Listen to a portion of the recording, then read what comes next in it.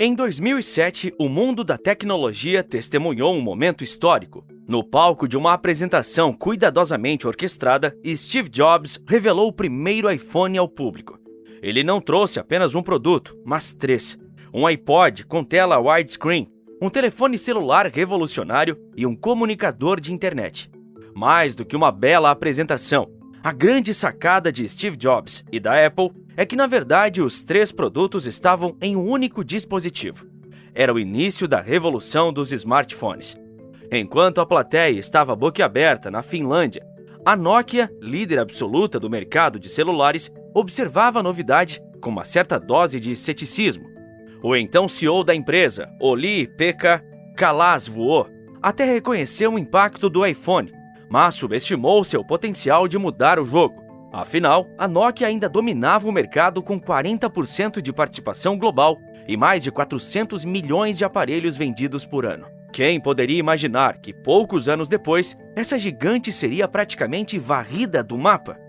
Mas como a Nokia, que era um sinônimo de inovação, caiu tão rápido?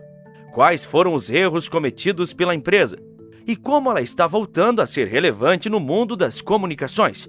Se você quer saber as respostas, é só assistir a esse vídeo, porque hoje vamos ampliar nosso conhecimento global sobre a volta da Nokia.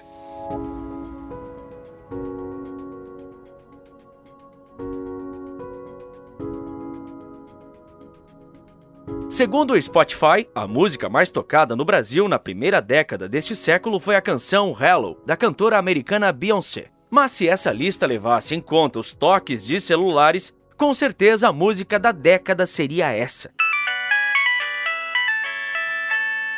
Apesar de não ser tocada nas rádios, essa música era presença garantida nos celulares de uma grande marca. Se você viveu os anos 2000, sabe que estou falando da Nokia. Naquela época, essa música era a marca registrada da empresa finlandesa, que era praticamente sinônimo de telefone celular. Mas para entender como ela chegou ao topo, precisamos voltar bem mais no tempo. A Nokia nasceu lá em 1865 na Finlândia, como uma fábrica de papel. Isso mesmo, papel. Em pouco tempo, a empresa expandiu seus horizontes, investindo na fabricação de cabos, borracha e até pneus. Só que no início dos anos 80, ela fez uma aposta ousada: entrar no mercado de telecomunicações. Foi aí que tudo mudou. Enquanto outros estavam focados em telefones fixos, a Nokia começou a fabricar celulares e logo dominou o mercado global. Até hoje, o lendário Nokia 3310 é lembrado como um dos telefones mais resistentes e populares de todos os tempos. Nos anos 90 e início dos anos 2000, a Nokia era praticamente imbatível. A empresa chegou a controlar 41% do mercado global de celulares. Em 2007, quando atingiu seu pico, suas vendas líquidas foram de impressionantes 51 bilhões de euros. Esse número sozinho mostra o quanto ela era gigante. Só para comparação, a Samsung ainda estava se aquecendo e a Apple nem havia lançado o iPhone. Entre 1999 e 2007, a empresa viveu seu auge, com um crescimento contínuo que culminou no domínio global do mercado de celulares. Esse ano marcou o ponto mais alto de sua trajetória, com o domínio absoluto da Nokia no mercado global de celulares. Mas como dizem, quanto maior o voo, maior a queda. Tudo começou a mudar naquela lendária apresentação de Steve Jobs, em 2007, para lançar o primeiro iPhone. O impacto dessa apresentação não foi imediato, mas foi o suficiente para plantar a semente da dúvida no mercado. Enquanto a Nokia liderava com um sistema operacional que parecia confiável, o Symbian, a Apple e outros concorrentes estavam de olho no futuro. Eles apostavam em sistemas mais dinâmicos e na experiência do usuário. A partir de 2008, já podemos observar um declínio gradual. As vendas caíram para 42 bilhões em 2009 e seguiram diminuindo de forma acelerada até atingirem apenas 12,5 bilhões de euros em 2013, representando uma queda de mais de 75% em apenas 6 anos. A partir daquele momento, o mercado já não olhava mais para a Nokia da mesma forma. Como já mencionamos, esse declínio coincide com o lançamento do iPhone em 2007 e a ascensão de concorrentes como a Samsung, que adotaram o sistema Android. Enquanto isso, a Nokia permanecia presa ao Symbian. um sistema operacional que, apesar de robusto para celulares tradicionais, mostrou-se ultrapassado e confuso para os novos padrões dos smartphones. A empresa até tentou responder à altura ainda em 2008, o lançamento do Nokia 5800, seu primeiro smartphone com tela sensível ao toque. Foi visto como uma tentativa de competir com o iPhone. Porém, a experiência do usuário com o Symbian deixou muito a desejar. O sistema era lento, nada intuitivo, e não aproveitava o potencial dos aplicativos como o iOS ou Android. Resultado, o 5800 foi ofuscado pelos avanços rápidos de concorrentes como Samsung, que adotaram o Android, e Apple, que continuava a aprimorar seu ecossistema. Enquanto o mundo migrava para dispositivos com interfaces modernas e integradas, a Nokia ficou presa a um modelo que já não atendia às demandas do mercado. Essa resistência em abandonar o Symbian, ou pelo menos adaptá-lo rapidamente, custou caro. Por mais que seus celulares fossem bem projetados em termos de hardware, o software era a alma que ditava a experiência do usuário, e nisso a empresa ficou para trás. Em poucos anos, a participação de mercado da empresa despencou, caindo de quase 50% em 2007 para apenas 3% em 2013. E o pior é que esse não foi o maior erro da empresa, pois ainda havia uma série de decisões controversas que agravariam sua crise. Foi em 2010 que Stephen Elop, ex-executivo da Microsoft, foi escolhido como novo CEO da companhia, marcando uma decisão histórica. Ele seria o primeiro não finlandês a assumir o comando da gigante. Para muitos, essa era uma jogada ousada, mas necessária. A ideia era trazer alguém com visão externa e uma mentalidade disruptiva, capaz de reverter a situação e resgatar o prestígio da empresa. Logo em seus primeiros meses no cargo, Elop deixou claro que as coisas precisavam mudar, e rápido. Ele lançou um memorando interno conhecido como Plataforma em Chamas, que se tornaria lendário dentro da indústria. Nesse texto, Elop comparava a Nokia a uma plataforma de petróleo em chamas, destacando que a empresa precisava pular dessa chama, mesmo sem saber ao certo onde iria cair. O recado era direto: ou a Nokia se reinventava, ou seria consumida pela competição e pelo mercado que evoluía a passos largos. Uma das grandes críticas levantadas por Elop era o atraso da Nokia em adotar um ecossistema competitivo. Segundo ele, a batalha já não era apenas entre dispositivos, mas entre plataformas completas, com hardware, software, serviços e desenvolvedores integrados. Nesse cenário, Apple e Google dominavam com iOS e Android, enquanto a Nokia parecia perdida, com o envelhecido Symbian e o promissor, mas inacabado, Mi Go. A chegada de Elop marcou o início de uma estratégia radical. Ele começou a preparar o terreno para grandes mudanças que levaram uma parceria com a sua antiga empresa, a Microsoft. Essa aliança seria anunciada logo depois, mas a mensagem inicial era clara: o comando havia mudado, e a Nokia estava pronta para fazer tudo o que fosse necessário, mesmo que isso significasse romper com tradições e correr riscos jamais vistos. Em 2011, a Nokia deu um passo ousado ao anunciar sua parceria com a Microsoft e a adoção do Windows Phone como sistema operacional principal para seus smartphones. Essa decisão foi conduzida por Stephen Elop, ou então CEO da empresa, que via no sistema uma alternativa para enfrentar o domínio crescente do iOS da Apple e do Android do Google. No entanto, essa escolha levantou muitas sobrancelhas, especialmente porque o Android já mostrava um alto crescimento e uma base de usuários em rápida expansão. Elop acreditava que o Android seria um mercado saturado e que a Nokia teria dificuldades em se destacar em meio à concorrência com marcas como Samsung e HTC, que já lideravam nesse sistema. Por outro lado, a parceria com a Microsoft prometia exclusividade e a oportunidade de criar um ecossistema integrado, oferecendo algo que poderia se diferenciar. Assim, a Nokia lançou sua primeira linha de smartphones com o Windows Phone, a família Lumia. O Lumia 800 foi apresentado como carro-chefe dessa nova era. Ele trazia um design moderno e elegante, com uma interface diferenciada graças aos blocos dinâmicos do Windows Phone. No entanto, apesar de alguns elogios ao hardware, o sistema operacional rapidamente mostrou suas limitações. A loja de aplicativos era reduzida, com menos opções do que o Android e o iOS, E a interface, apesar de visualmente atraente, não conseguia conquistar o público em massa.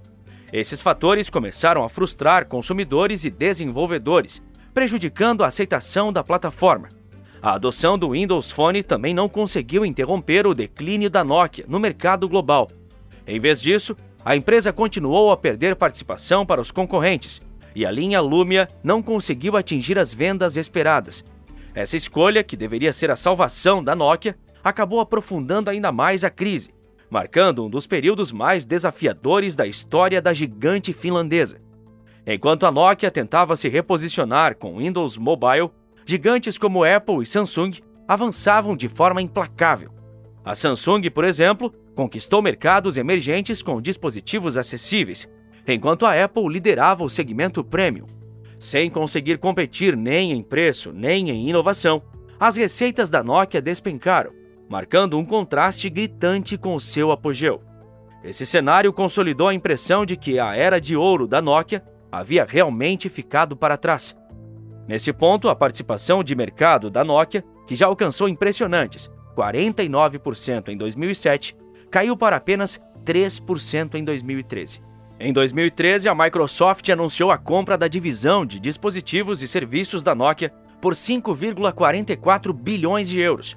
O movimento parecia promissor no papel, mas na prática tornou-se um dos maiores erros financeiros da gigante americana.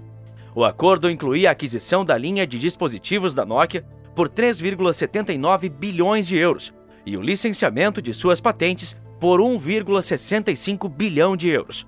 A ideia era clara: unir a experiência de hardware da Nokia com o ecossistema do Windows Mobile e tentar competir com Apple e Google no mercado de smartphones. Logo após a compra, a Microsoft começou uma grande reestruturação, cortando mais de 18 mil empregos, a maioria na Nokia. Mas a integração das empresas não trouxe os resultados esperados. Em 2015, a Microsoft decidiu abandonar o mercado de smartphones, marcando o fim da Nokia como líder em dispositivos móveis. Em uma última tentativa de salvar os ativos restantes, a Microsoft vendeu a marca para a HMD Global e a FIH Mobile por apenas 350 milhões de dólares. O impacto desse movimento foi devastador. A Microsoft sofreu perdas bilionárias e a Nokia viu sua reputação abalada. Para muitos, a venda foi o ponto final na era de ouro da empresa finlandesa. Um exemplo claro de como escolhas erradas podem derrubar até os maiores gigantes. Mas enquanto os celulares da Nokia sumiam das prateleiras, a empresa lutava nos bastidores para continuar com sua história centenária. Será que deu certo? Após a saída de Stephen Elop e o encerramento da divisão de celulares, a Nokia entrou em um processo de reinvenção. A liderança dessa transformação ficou nas mãos de Rajiv Suri, um experiente executivo que já havia comandado com sucesso a divisão de redes da empresa. Suri era conhecido por sua abordagem estratégica e eficiência operacional. Ele havia assumido o comando da divisão de redes em 2009, reestruturando o setor e cortando mais de 21 mil empregos para aumentar a competitividade. Sob sua liderança, a Nokia focou seus esforços no mercado de infraestrutura de telecomunicações, reconhecendo o potencial das redes móveis e fixas. Essa visão ficou evidente com a aquisição da Alcatel-Lucent, uma decisão estratégica que colocou a Nokia como líder no mercado de redes LTE e na corrida para a tecnologia 5G. Essa fusão também ampliou o alcance da empresa, permitindo oferecer soluções integradas para redes móveis e fixas, algo essencial para atender às demandas de gigantes como AT&T, Deutsche Telekom e Orange. Além disso, Suri introduziu uma nova estratégia de longo prazo para transformar a Nokia em uma referência global. A empresa focou não apenas no mercado corporativo, mas também em soluções voltadas ao consumidor final, com destaque para o licenciamento de patentes e produtos como a câmera OZO, voltada para a realidade virtual. Essa abordagem diversificada mostrou que, mesmo após o declínio do mercado de celulares, a Nokia estava determinada a se reinventar e a encontrar novos caminhos para crescer no mercado global. Depois de anos de altos e baixos, a Nokia conseguiu se estabelecer como uma das líderes no mercado de infraestrutura de telecomunicações. Embora sua antiga reputação esteja ligada aos icônicos celulares, A empresa agora é reconhecida por sua atuação no fornecimento de redes, especialmente com a expansão do 5G. Em 2024, a Nokia mostrou sua força ao fechar contratos estratégicos que reforçam sua posição global. Um dos destaques foi o acordo bilionário com a Bharti Airtel, na Índia, para fornecer equipamentos de 4G e 5G, um movimento essencial para recuperar terreno após a queda nas vendas no país. No Brasil, a parceria com a TIM Brasil para expandir a cobertura de 5G em 15 estados também demonstra o foco da empresa em mercados emergentes. Outro avanço foi o contrato com a AT&T nos Estados Unidos, marcando o retorno da Nokia ao mercado norte-americano após perder espaço para concorrentes nos últimos anos. Além disso, a Nokia tem buscado diversificar suas operações. Com a aquisição da fabricante de equipamentos ópticos Infinera por 2,3 bilhões de dólares, a empresa agora está de olho nos setores de data centers e defesa, segmentos com alto potencial de crescimento. Embora as vendas líquidas tenham registrado uma queda de 8% no último trimestre, o lucro operacional subiu 9%, impulsionado por cortes de custos e uma recuperação gradual em mercados-chave. Hoje, a Nokia se posiciona como uma fornecedora estratégica de soluções para gigantes das telecomunicações, como AT&T e Vodafone, além de explorar novos horizontes em tecnologia óptica e infraestrutura de data centers. A empresa está em plena transformação, focando em áreas com grande potencial de expansão, enquanto deixa para trás os dias em que era sinônimo de celulares. Com a recuperação recente, a Nokia tem registrado nos últimos anos receitas que variam entre 22 e 25 bilhões de euros. Esse valor é menos da metade do que a empresa faturava quando dominava o mercado mundial de aparelhos celulares. Ainda assim, é uma receita considerável, principalmente para uma empresa que foi varrida do seu principal mercado em menos de uma década. E hoje, mesmo que seja muito improvável ver alguém se comunicando com o celular da Nokia, a possibilidade dela ser a provedora dos serviços por trás de cada chamada ou mensagem recebida é grande. E você, se lembrava da Nokia e do sucesso que a empresa fazia no começo do século? Espero sua resposta nos comentários. E se você gostou desse vídeo, tenho certeza de que vai gostar desse, sobre uma empresa desconhecida, porém que possui um poder único no mundo. É só clicar que eu já te vejo lá. Muito obrigado por assistir até aqui. Abraços e até o próximo vídeo.